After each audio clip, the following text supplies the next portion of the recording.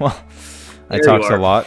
All right, it's fine. All right, well, at least I caught it early on. All right, so sorry for the technical difficulty and inevitability in the early stages of this. Just to quickly recap, I introduced Daria, I introduced myself. I said to refer to the stream title. We're talking about how science is the new religion. And Daria, I credited him with bringing this topic up to me and wanting to talk about it tonight. And you began talking about it, so I sorry to interrupt you, but you can actually pick up from where you left off since your audio was fine. I'll recap anyways. I think I was a little all over the place. Sure. So, how I came to this, the reason I want to talk about this topic is with the current events and all the information that's being thrown about the virus. The popular word now is infodemic. Mm-hmm. So the infodemic kind of got me thinking. It seems like everybody has an opinion about this virus, how it spreads, how it is, how you prevent it. So it got me thinking to how when anything relatively sciencey comes to the fore, it's immediately picked up and disseminated. And I realized that this idea that science has kind of become the new foundation. When I say new, I mean in the past 400 or 500 years, 400 years. But especially since the Enlightenment, I think science replaced religion as the foremost foundation of thought. That's the big topic. All right, so I wanted to comment on something about science specifically, in that in current scientific literature, you have most of the breakthroughs, the new science coming in the form of academic research, in the form of sometimes literary journals, but they're mostly scientific publications from research labs, public or privately owned. And there's still a lot we don't know about science. That's something I want to point out right out the bat. I'm not talking about the unknowns of the universe. I'm talking about here on Earth. If you ask the Dr. Fauci, the sort of figurehead who's leading the fight against coronavirus in the United States, does vitamin C help in preventing coronavirus? That sounds like an easy question. There's no clear-cut answer. There are some studies that show that it has no effect. There are some studies that show that it has some effect. And his conclusion was, hey, it can't hurt to have vitamin C to fight against coronavirus. Now, I use that example to illustrate the fact that, when even myself, I was guilty of this. When you're young, when you're 17, it's easy to think that, science is logic, is fact, is everything. You accept science as this end-all, be-all. But the truth is that while there are some things we're certain of, there are some things that we've proven using the scientific method, there are things that have not been proven with the scientific method. And there are, of course, a lot of unknown in our world. So just wanted to briefly bring that up because I think that's important context for the talk that we have yet to have. That's a great. That's really a great introduction. I can kind of riff off of that. That science is a great thing for some things we're certain of that you said, and but some things are not able to be proven through the scientific method. Yes. That's a really great point. And you and I, just for some background for our any future listeners or listeners out there right now, Kia and I have scientific backgrounds. In school, yes. In school, academically, yeah. And, Kia, you majored in chemistry, right? Or system science as well, yeah. So and I majored in physics. Yeah. So So we believe not, in the scientific method. We're not non-believers. We're not non-believers. We see the benefits of it, but we also, very importantly, very critically, we see its limits. Yes. Which I'm led to believe that many people do not see its limits. No. That it is considered to be the foremost answer to human condition. Right. This conversation, it's heavily philosophical, right? I think it has a very, so philosophical. There are many there are a couple of philosophers who are touching on the same subject that we're talking about, the prevalence of the scientific method and criticisms of the scientific method. There are a couple of books that Evan recommended me for me to read. Haven't gotten to them yet, but so it's definitely a philosophical topic. I wanted to take it back just to begin with to Kant, where he was kind of, and this is like maybe middle of the Enlightenment, almost, or like maybe 100 odd years after Voltaire, and he kind of comes out and says, he's very heavily against he believed in God, but he was kind of against like the church's monopoly on spirituality and reasoning. So he also acknowledged that we have limits of reasoning. Yes. Which is quite incredible for that time, because you imagine riding the wave of popularity. You're the it topic. You're working on the it topic, and then but saying like, hey, the human mind, the faculty of reason that we have, it's not the answer to everything. A lot of the Enlightenment I see as like sort of a circle jerk on how awesome humans are. Just to put it crudely. Totally. And totally. Yeah, totally. To admit some of the shortcomings is, ahead of its time, to say the least. Kant was definitely not part of that circle jerk, which is quite. I guess that's why he's considered. That might be a huge reason why he's considered one of the best philosophers of all time, because he kept that critical mindset, and even in regards to himself. So that's pretty cool. Yes. But to get back to science, so acknowledging the limits of reasoning, nobody really listens to him, I think, given what we've come to.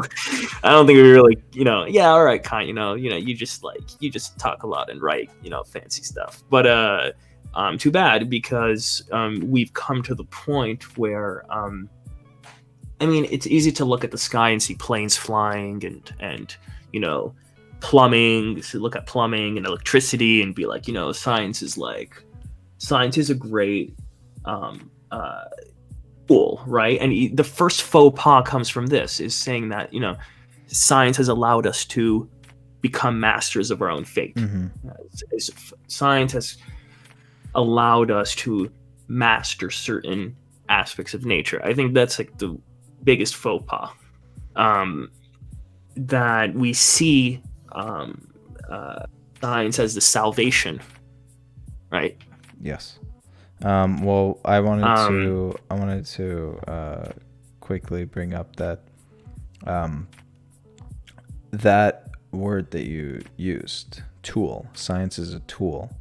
We don't often think of it as a tool. We think of it as an end-all be-all. We think of it as like this golden standard by which we need to bring about our lives, by which all great things come, and by which things are reasoned. So we need to remember that, like we were bringing up earlier, that scientific method, scientific reasoning is a tool to determine some things, and there are different tools to determine different things. So I like that you mentioned that science is a tool, because it is.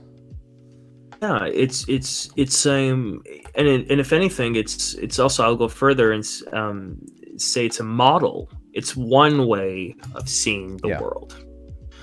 And I think that one way among many others, right? And a lot of which are just as valid as science, but it's very apt to forget about that. So I kind of see that science is almost like how we want to, like, I think it's due to its tool to master nature in a way, or so we think. I was thinking how science is science is not just a method or a tool or even a way of thinking. I think that it in put into action of the way humans are using it. I think that it's a revolt against nature. Wow, that's so you've taken a strong stance there. I can see where you're coming from. I mean, when we think about emissions polluting the planet, when we think about when we think about deforestation, all of these things seem like direct attacks on nature and consequence of our. But which is, I will say that there are obviously ways in which science can complement nature, like we're talking about GMOs, which they, without a doubt, we're selecting for, the most bountiful corn, the most nutritious avocado, inventing new things altogether, like broccoli. Broccoli is not, it's man-made. So there are ways in which science can enhance nature, and also ways in which science and nature can coexist. So in technology, there's a reason we're talking about renewables. It's that they aren't as destructive as some of the technologies that we have today. So I see where you're coming from, but I don't know if we can say that science is. I would put more of that on the human condition rather than science itself. Well, totally. I did. Yeah, I think I said the way that humans use it. Yes, you did. It's because definitely the way we started. I think the way. I think what actually, if I bolder stance here, I think that what ruined what science this destructive edge to it was technology. That if technology wasn't, I mean, just think about it's the original use of science. Yeah. When it's first put into practicality, it was military use, right? That's the first thing you think of doing, is how do I, military technology was always far more advanced than, I don't know, architectural technology. Sure. Or, so that says a lot about it. That says a lot about man and its use of science. You know what I mean?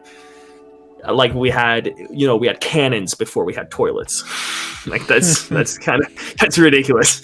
I like that. We had cannons before we had toilets. I'm gonna put that as a quote for tonight, Daria. It attests to our,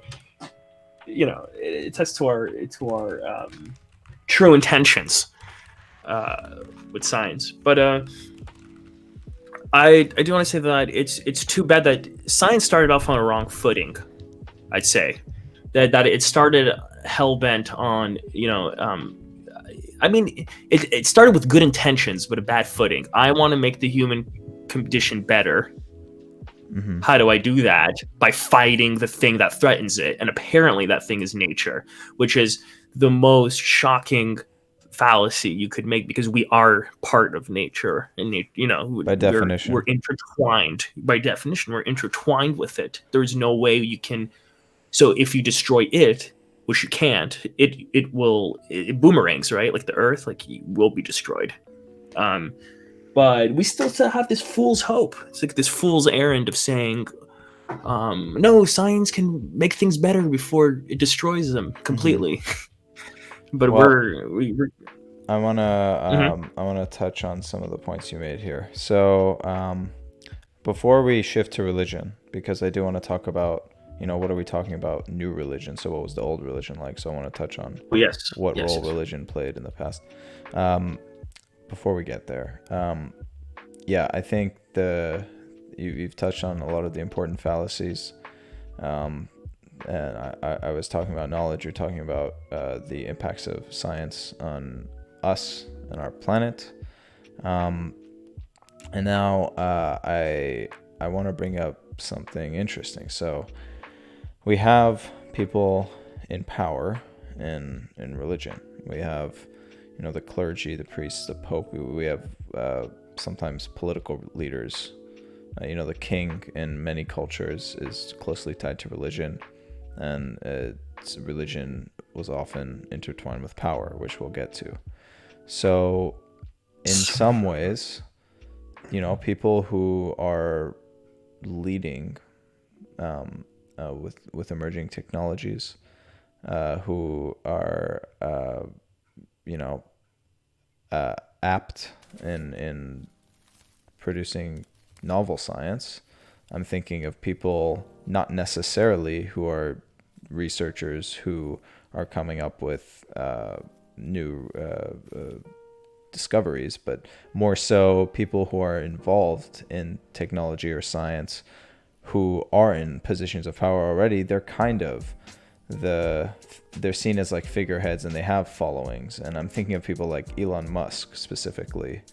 Like, they're seen as Iron Man in a way. I've seen a lot of comparisons drawn to them like that, and I've seen a lot of, again, that same audience that thinks that science is the end-all be-all have that starry-eyed look for Elon Musk, like he's a savior of our planet. And ironically, what you're telling us is, well, this is part of the destruction of certain parts of the planet. So I wanted to bring that up.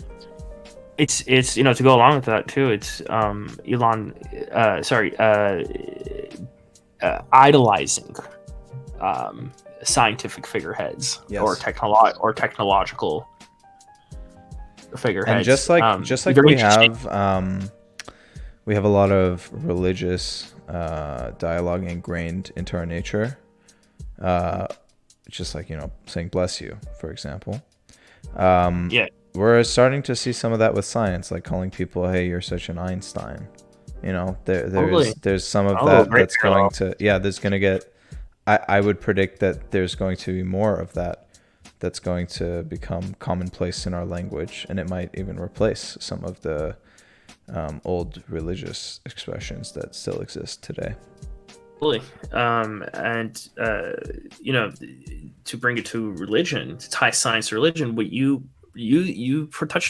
subtly touched a really good point by saying that you've seen comparisons of Elon Musk to Iron Man. Yeah. Iron Man like a being messiah, kind of. A messiah, or Iron Man being a superhero, right? And yes. Superhero coming from heroes, and heroes coming from myths. Yes, so we could make a literal connection. Yeah. There is a mythology that is beginning to be born. Absolutely. A mythology around scientific figures, and especially tech. A mythology about scientific methodology, you could say. Totally. I'm just kidding. Continue. But that is also something that Christianity, it wasn't called mythology. They have their own, scripture has its own, what's that called? Parables. There we go. Yes. We went from mythology to parables when Christianity started taking over the West. But now we kind of are, man, this is how I wanted to tie it to religion. Mankind, no matter where you're from on Earth, there's always has been this. We've always been trying to kind of answer that one question, right? Why are we here? Exactly, and who are we? Why are we here? That purpose? Kind of the 5 W's. Yeah. 5 W's. But that means that that kind, and throughout the ages, there's been a lot of answers to that, and the way you answer that question creates the worldview that you then operate in, right? Yeah, and whether it's paganism, religion, science, so that all this is tied very, very, science and religion have the same foundation, where they're both trying to answer. They have for motivation. Very, very important point. They have a method of ontology. Because that, and it's just like religion used to be.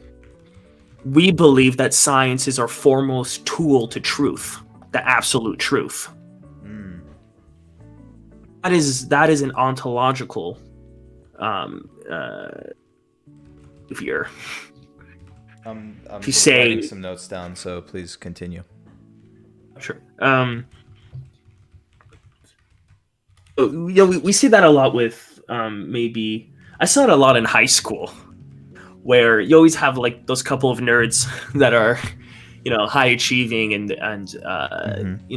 they're always to the teacher or to whoever, they're always extolling the virtues of science and logical reasoning and the rationality, right?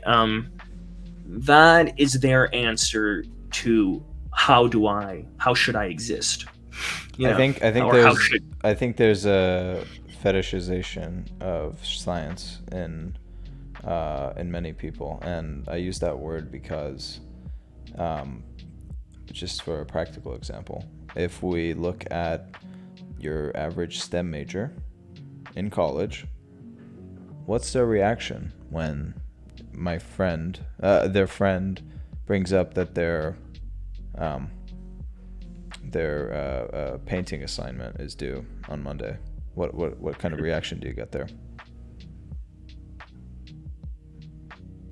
What? I don't know. Wait, was that a question for me?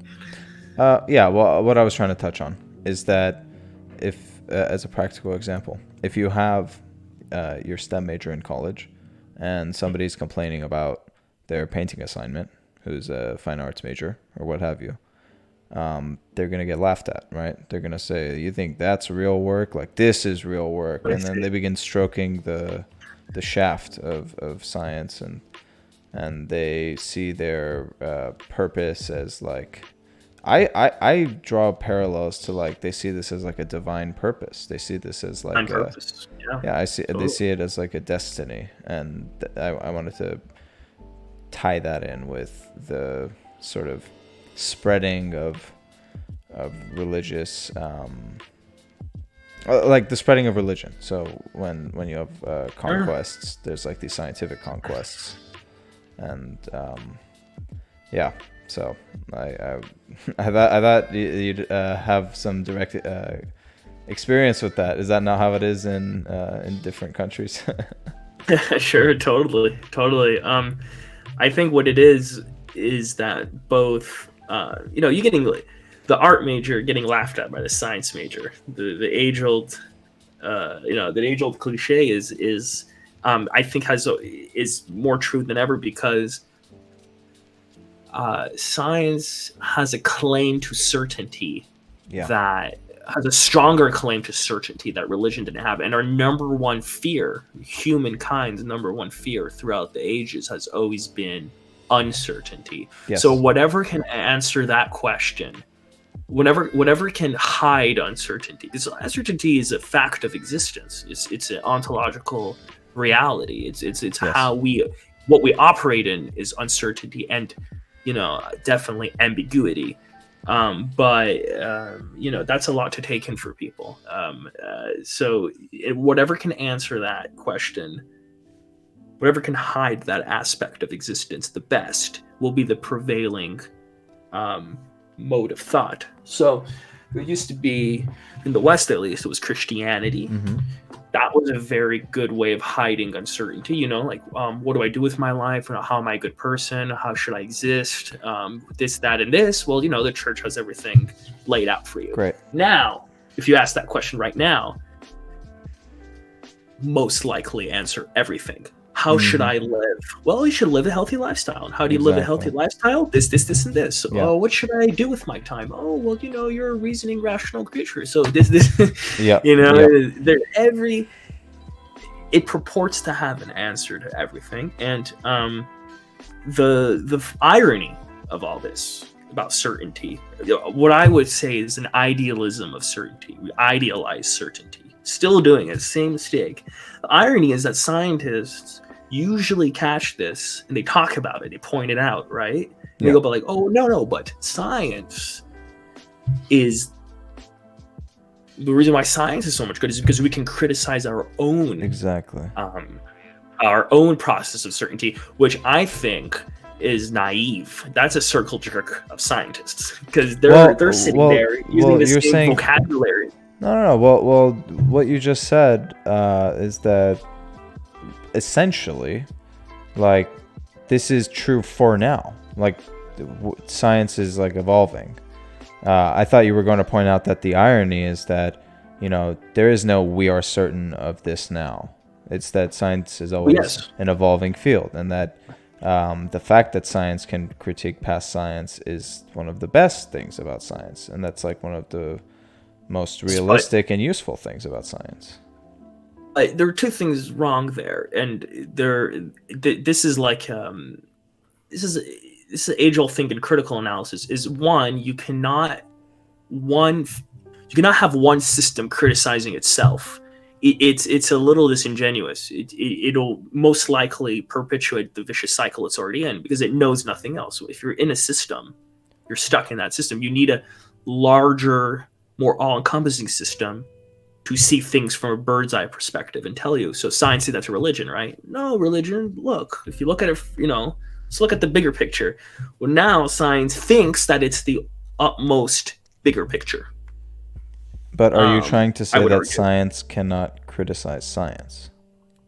I am saying that. Yes, science cannot criticize science. Okay, well, what do you And the bigger attribute to acquiring more precise technologies to measure gravitational waves that Einstein predicted in when that technology wasn't around in order to, let's say, confirm it, which is in and of itself a criticism. So, that confirms or deconfirms it. Now, are you saying that's not valid, or are you talking about in No, I'm answering saying these big questions?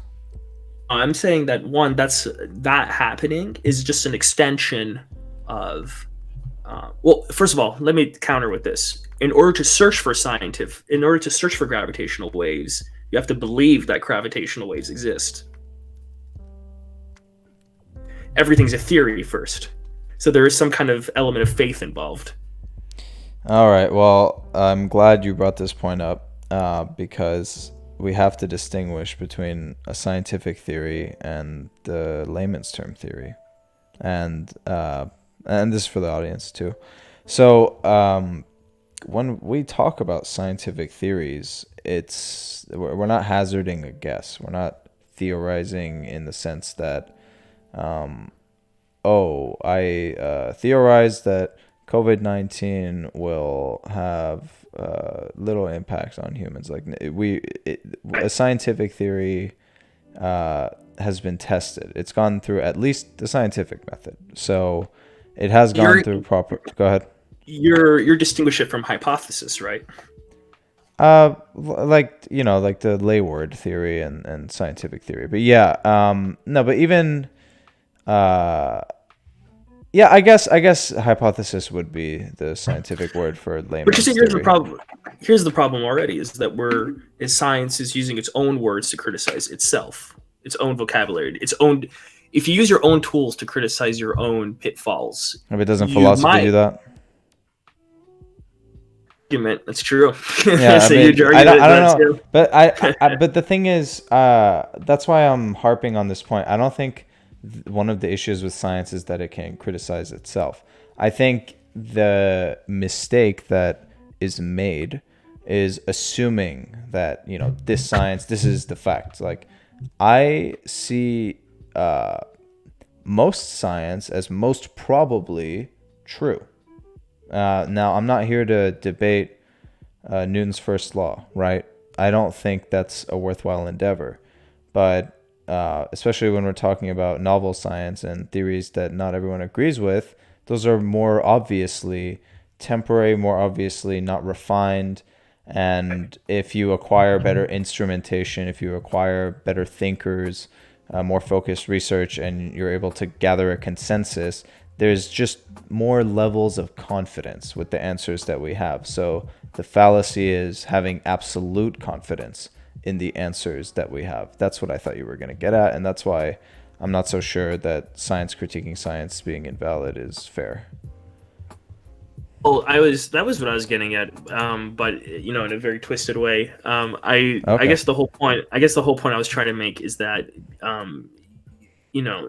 science should not be taken as this absolute end, because it is incapable of it's not complete in and of itself, right? You can always, and it's also something that we something that we fail to remember is that science is a product of the human mind. It's a way Yes. of seeing things. So the way we register information from the outside world and interpret it. So there is the big word. Science is an interpretation of nature. It is not akin. It does not equate to nature. So that's why I have a lot of jibes with science, 100%. because And I people I love agree to with you. equate it. I agree with you there. But the great scientists didn't, right? I think Einstein and all that. There's literature is littered with quotes of great scientists saying, don't take this whole thing, like philosophers, don't take this whole thing too seriously. But they're not saying take it with a grain of salt, but they're also saying don't treat my interpretation as like martial law, as the word of law. Yeah. I think that's the important takeaway here, if there was one. Now, I wanted to, before we get stuck in this, I do want to, you started talking about the role of religion in the past. Yes. I want to flesh that out a tiny bit, and we can, once we're satisfied, we can bring it back to science. So, religion. So religion, there's, I don't want to give a whole history on religion, but like there's like your monotheistic religions that began 2000 plus years ago, and there are your polytheistic religions, that monotheistic religions, even then, like they saw them as myths, which is funny. But anyway, I wanted to bring up that I think monotheistic religion is when religion fully consolidated its power and it became the force that we think science is replacing. Would you agree with that? I would not, because if we look at antiquity, we see how heavily religion played, paganistic religions played a role, pantheistic, I should say, really. How, like the Roman gods and how much of a role they played in society. It was a stranglehold even back then. Well, let me ask you this. Were wars waged over polytheistic religions to the same scale as they were monotheistic religions? I would argue that no, because to my knowledge and according to the sources that we have from antiquity, I don't think like Caesar went to war with Gaul because they were conquering hedonists. No, he said there's like, I want that land. I want to expand the empire. I wanted to talk about the church in many capacities, and one of them was military. So the fact that that's missing to me led me to make that statement that like monotheistic religion consolidated power more heavily. But of course there are elements of power in polytheistic religions, there's no doubt. Yeah, and in that regard I would have to agree with you. Yeah, right. So we think of we take a lot of things for granted today, things that science has helped with, right? Like how literate the average person is, right? We take that for granted. We take for granted access to food and water, clean water, and unspoiled food. And the church provided a lot of that back in the day. Not specifically food and water. They did that too, but the literate people were religious. Those were the ones that could read. They read scriptures. And it's monks. Yeah, sure. I'll ask you this. Who was the University of Oxford and the Sorbonne started by? A bunch of monks. Really? Yeah, that's their. I didn't know that. That is their origin. Wow. Well, I mean, Oxford or Cambridge, one of those. No, you don't have to look far. You don't have to look far to find an academic institution that has religion in it.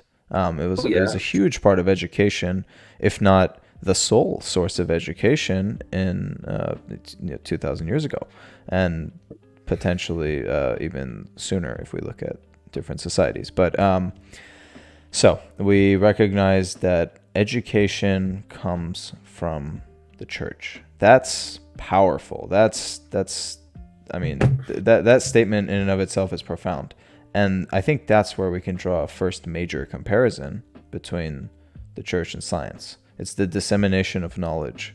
And you brought up that there's an infodemic right now. This isn't new.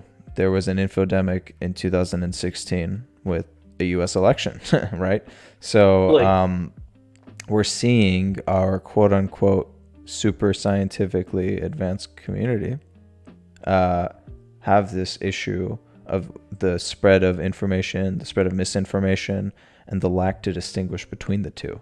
Whereas in antiquity, you had one source of information. Not antiquity, but 2,000 years ago, you had one source of information. It was coming from the church, and where, of course, misinformation existed. When you went to get educated, it was not, it wasn't so disparate. Do you want to comment on that? Yeah. Well, first I want to rectify. I'd say more 1,000 years ago, right? Like, Okay. because, and I'd say you have two sources of information, but one that is heavily influenced by the other. You have a source of you have two sources of information. One is the king, or let's say the royal court. But that is a very closed circle. If you're not a nobleman that is on the in the court, Yes. you're not gonna access anything. Yeah. So that you can almost disregard because it was, in a bigger picture, because that was a very closed circle of like people who knew what was going on with the economy and things like only the court and the church. So those are the two sources of knowledge, I'd say. But so we all know that the kings and the feudal system was heavily influenced by the church. So Of course. hand in hand. But let's see, what else were we getting at? We could talk about the role that the church plays in laws and politics, stuff like the Yes. 10 Commandments. We could touch on that. Well, I did want to point out something kind of like a related side note that I think is very funny. That about when we had the well, I want to introduce this word. I really like this word. I think it fits a lot. I didn't want to use the word paradigm, but a very closely related term to paradigm, I would argue, is a term by Foucault called episteme. You're gonna have to define that, unless you want me to whip out the browser view. Good, but episteme is kind of like, I'll just give a very general, How do you spell it? miss the mark. I believe it's Episteme. Episteme. Okay.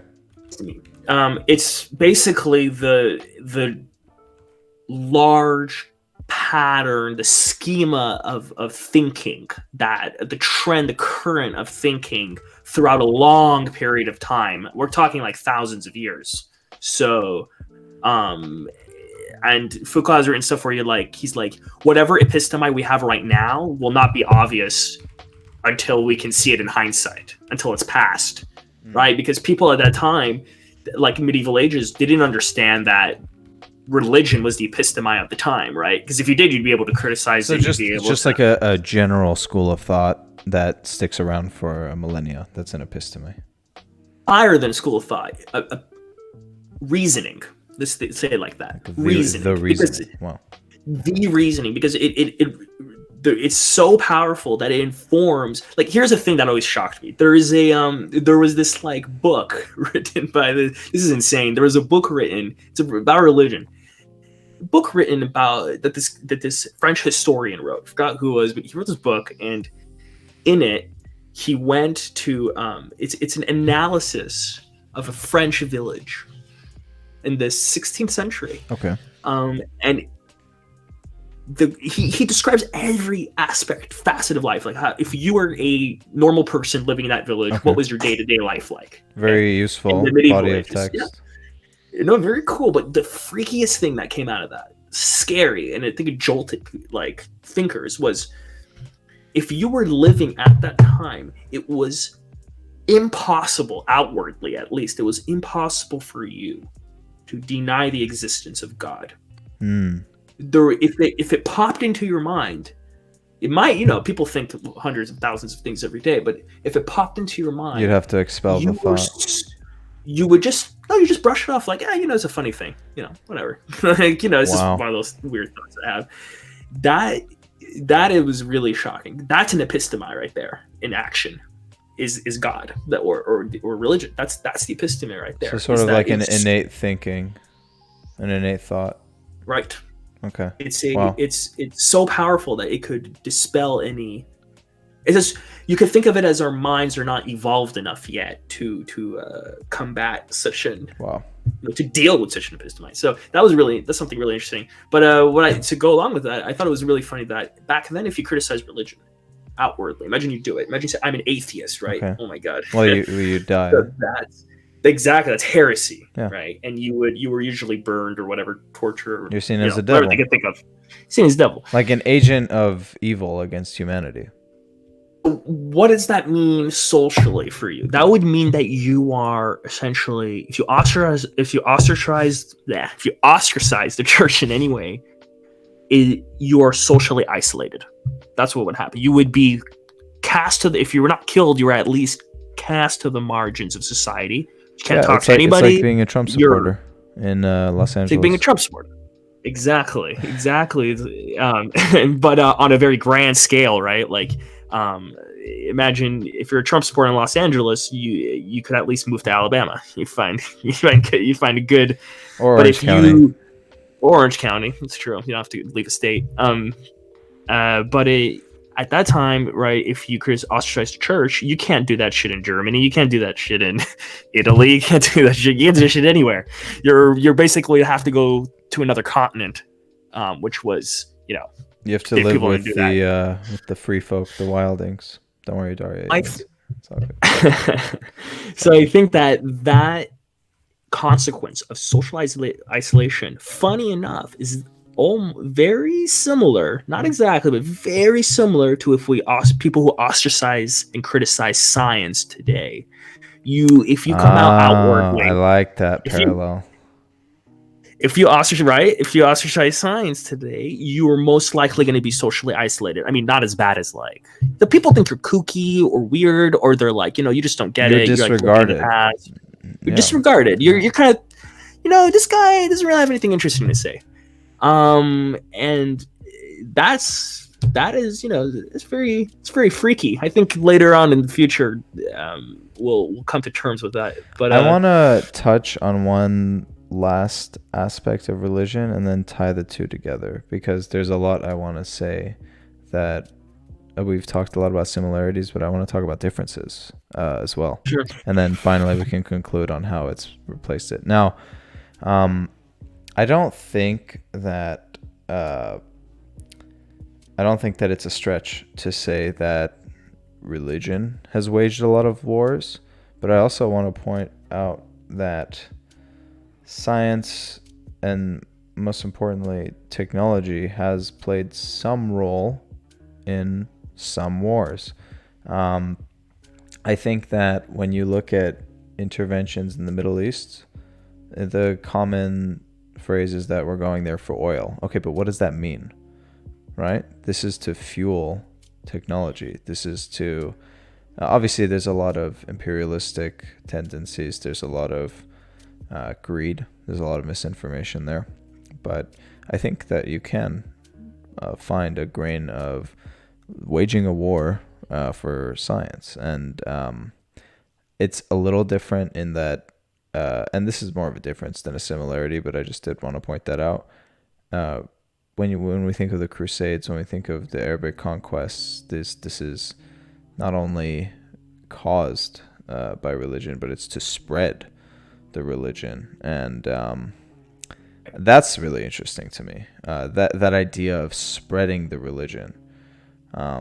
Would you say there's an equal phenomena in science? Oh, yes, I would. You know what? I was just writing this down. Spreading religion is how do we spread science? Well, past colonialism. I think the first argument to why a colonial I was going to bring that up actually. Some people would say, why are you colonizing like these? They're savages. Parts of Africa. It's inhumane. Yeah, they're savages. We need to bring them infrastructure. Exactly. We need to bring them infrastructure, and if not, they're gonna. That was just a half-assed way of saying why it was best for the Europeans to dominate, right? Yes. So that's kind of a spreading of science. I'm going to bring all this technology. They're going to benefit from it. It's synergistic, you see. Well, it's interesting because they were working concurrently, like religion and science, as motivators to conquest. In the name of God, if you're a Spanish Empire or the Portuguese. Right. Then if you're the French or the British, in the name of not science, but in the name of progress. Yeah. And so you were talking about, why do we go to, like, what does it mean that we search for oil and we dominate for oil? Well, I'd say, like you were saying, I would say fuels one's own progress. Yeah. And the tool of progress is seen as to be science. Yes. So in that way, spreading science, that's what and we're it's doing, also right? colonialistic, and of course we could once again tie those all together. So from this we can understand how religion was a fundamental part of life 2,000, 1,000 years ago, even up to 400 years ago, 350 years ago in most places in the world, and still to this day in some countries. So obviously religion has not disappeared, but I think its role in society, and especially in politics, has been diminished, but has not disappeared. And right before we get there, I did want to point out some differences between a scientific doctrine and a religious doctrine. It's that idea of reasoning versus faith. That is the most stark contrast between science and religion. Now, of course, you need to have faith in the scientific method, but you can reason a lot of it. And I would like to stop you right there, actually. Okay. Why? Because I just want to bring you I think it's a good moment to interject and talk about science is founded on faith. What do I mean by that? Axioms. Yeah, you're right. And I was gonna say that brings them together, but in and of itself, I wouldn't say it's a difference. I would say the difference is superficial. That would be well. The method but what I wanted to say is that religion does not seek to reason anything. Okay, and similarly, science wants you to take one big leap of faith, but the rest falls. Actually, that's very similar to religion. You're right. Well, the point is, the point is, I guess, mostly that religion is different than science in that it does not seek to use logic. Like, it doesn't touch upon logos, and I think that's but huge... Kia, it has its own logos. It does. Just because it's not science's logos doesn't mean it doesn't touch upon a logo. But no, I don't mean to say that. I guess I did say that, but I don't mean to say that there's no logic in religion. But that's not its purpose. Like, it's not trying to convince you. Like, nobody's trying to prove through a religious method that you should be you should join this religion. It's a question of faith. Not anymore, but they did. Back in the day with I mean, there was all sorts of proofs. Proof of God, so many great thinkers that try to prove the existence of God. The existence of God, well then, on a theological basis, that would validate has a domino effect, right? You do that, Christianity gets a huge validation, and et cetera, et cetera. So that's where I would disagree. Well, look, there are a lot of the 5 W's, okay? Who we are, why we're here, what's our purpose. Whereas science might have some logical conclusions. Religion does not purport to have logical conclusions. That's not the point, is what I wanted to say.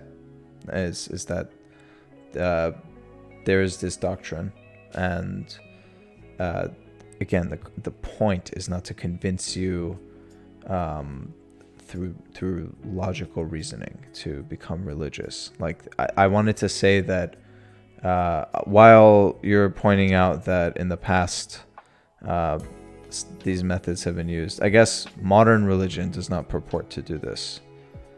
Okay, fair enough. Yeah, and the reason I wanted to make that distinction is that before this we were talking about healing crystals, right? So you're not going I wanted to get to that too. Right. You're not going to convince someone that, through a scientific method or whatever, that healing crystals are quote unquote just minerals or just rocks, because that's not the point. That's not why somebody is going to pick up healing crystals in the first place. What you wanted to say, and I'll let you talk about it because it was interesting, is like it's a backlash to science. It's like a reaction. Exactly.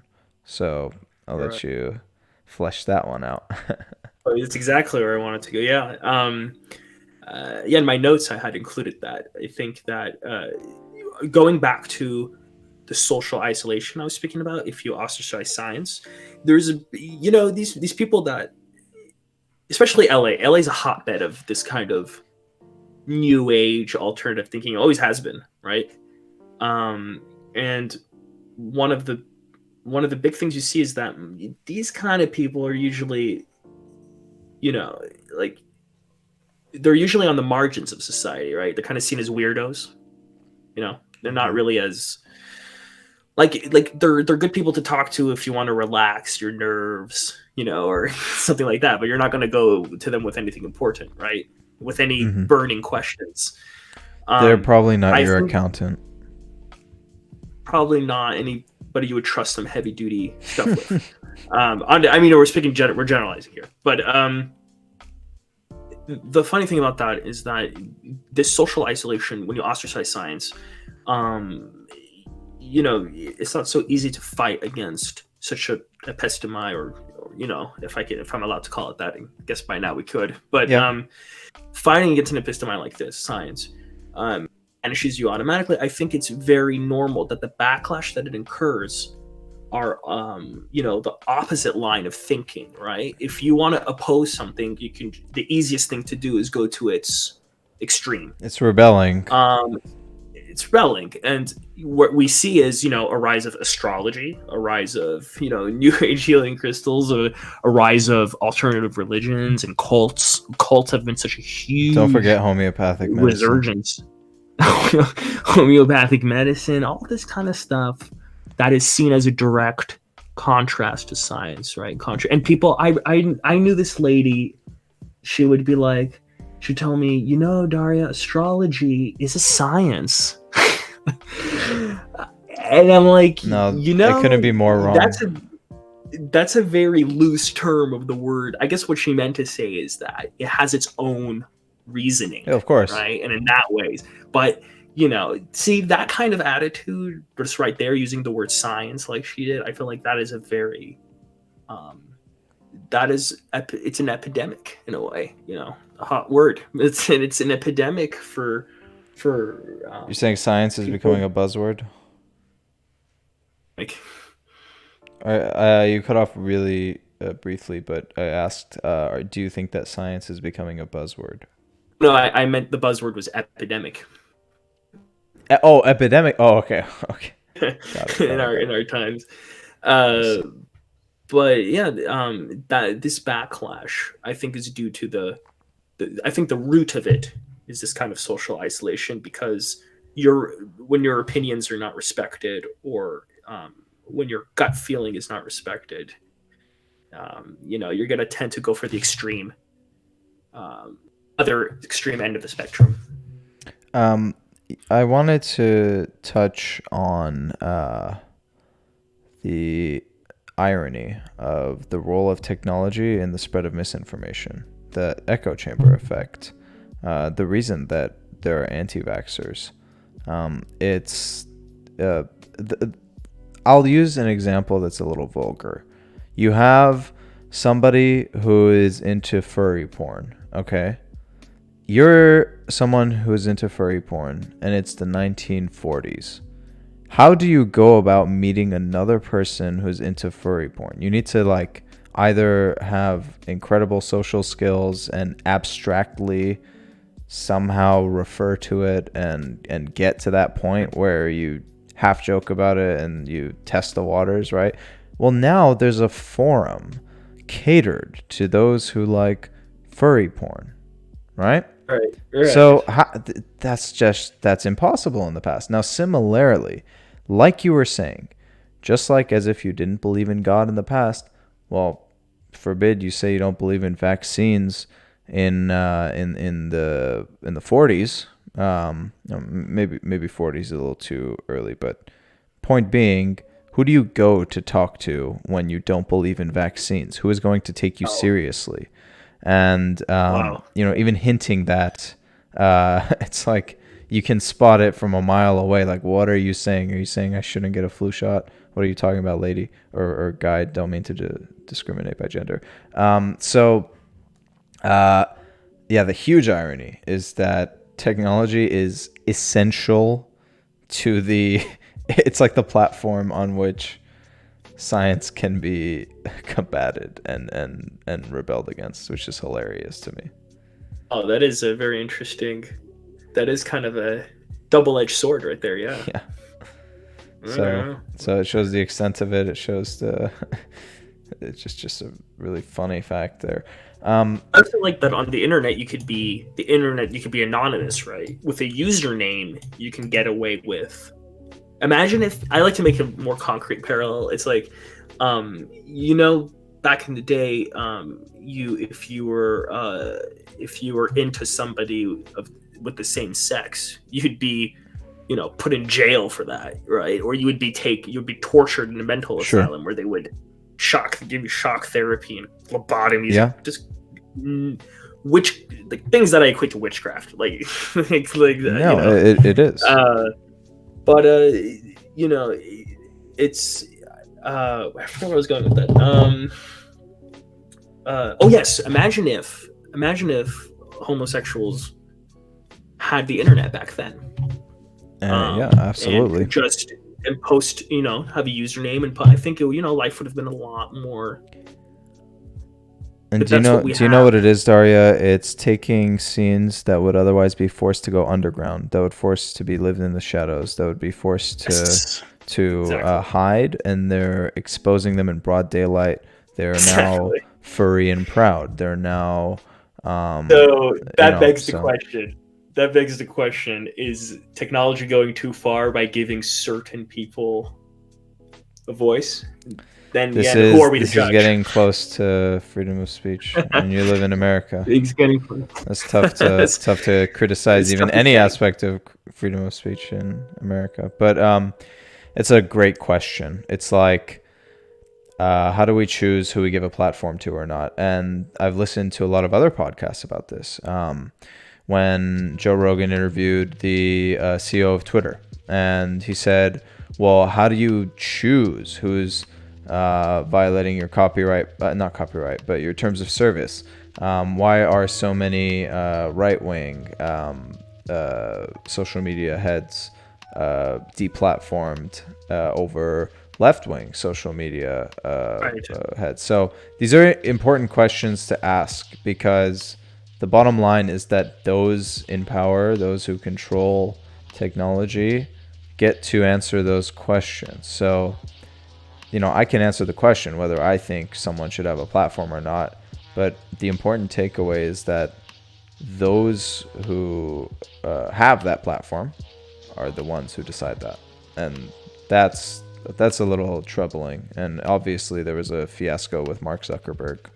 There was a lot of criticism of Jack Dorsey from Twitter, Mark Zuckerberg from Facebook, and so I wanted to. Cool. Well, I guess I could also answer your question, right? Look, it's tough to decide, when to take away the power from someone. If you are talking about an anti-vax group, they're potentially causing public health crises, right? They're potentially reintroducing measles into a population that they have the measles vaccine, but that kids who are too young to get the measles vaccine are now at risk of getting and are at risk of death. Do you make that a public health issue? Is that up to the people who lead public health departments in the U.S.? How do you control this on an international scale? Just because it originates from the U.S. and somebody from Singapore decides to listen in and become an anti-vaxxer, well, what's the Singapore government supposed to do about that? Engage their law and whatever policy they have on the U.S.? It's an incredibly complicated question to answer, especially since the internet is kind of like anything goes if you know how to browse it really well. So for me, it's a really tough one. But depending on the case, I think that if there's any chance of combating against it, it's with international cooperation. And, well, we all know how well that's going for climate change, so I'm not optimistic.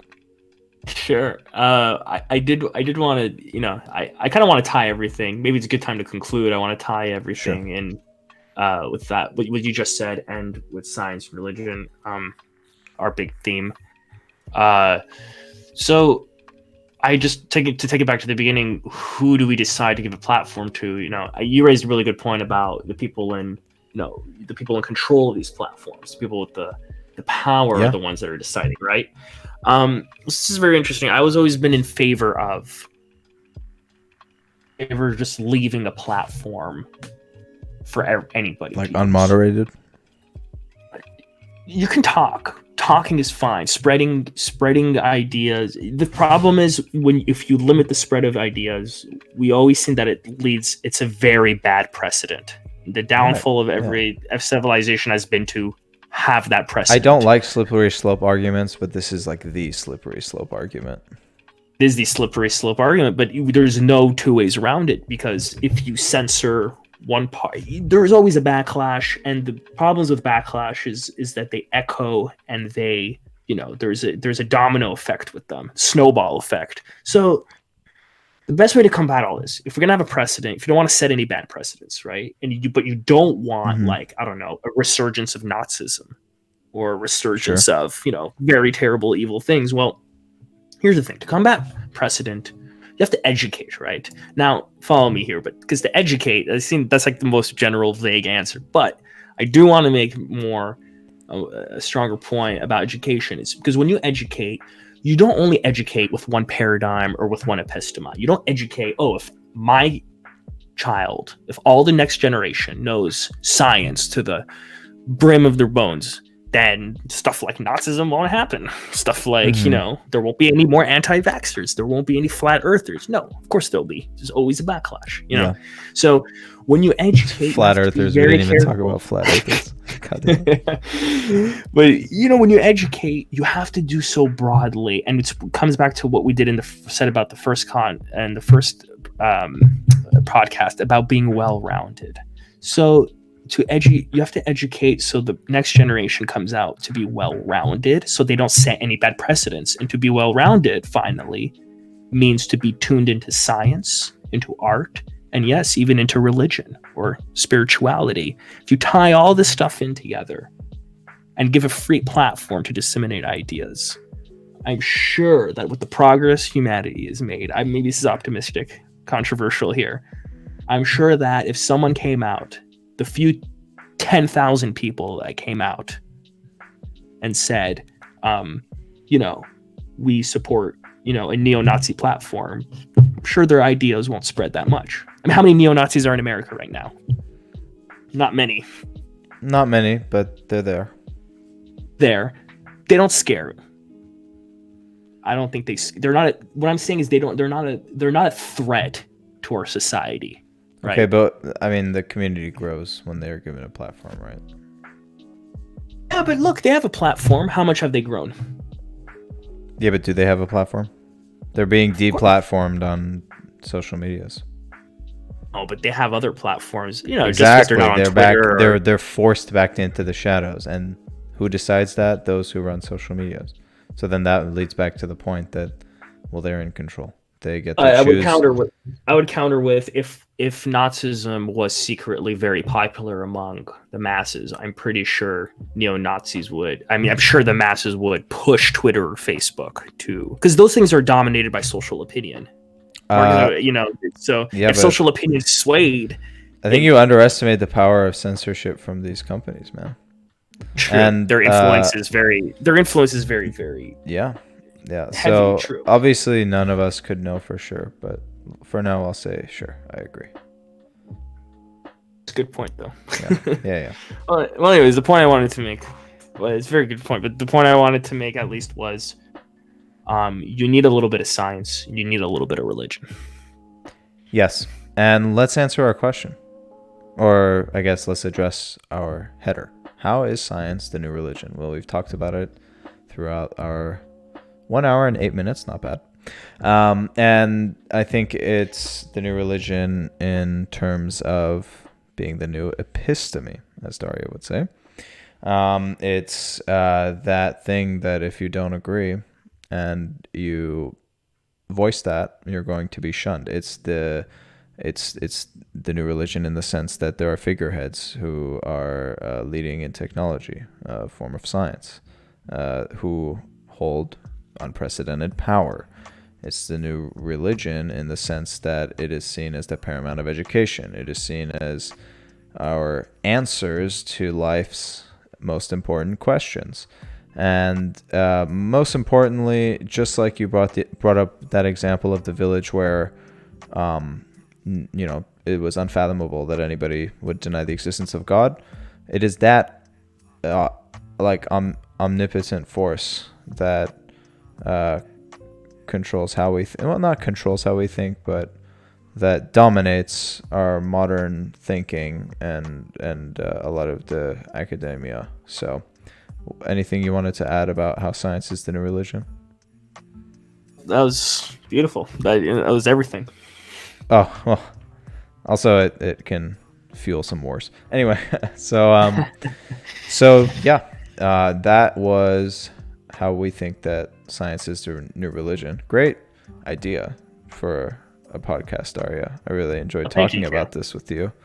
And I felt a little underprepared, but once we got into it, we fleshed out a lot of it. And I think that we left most stones turned. We left no real stone unturned, no major stone, maybe a few pebbles, but we did well. Pat ourselves on the back. Just a tiny bit, but thank you to our one viewer who is inevitably Daria for listening, and thank you, Daria, for sitting here and chatting with me once again on this late Sunday night and now Monday morning at 12:48 a.m. Pacific. And if you're watching a highlight or watching the VOD, welcome, and please feel free to tweet at me, twitter.com/Kia Joon with 3 O's, just like my Twitch. And is there anything you'd like to plug, Daria? Nope. Still waiting for that Pepsi sponsorship. You heard it here first. Pepsi, please get in contact with me. I'll get you Daria's information. So thanks again for being on. It was always a pleasure, Daria. Thank you, Kia. All right. Good night.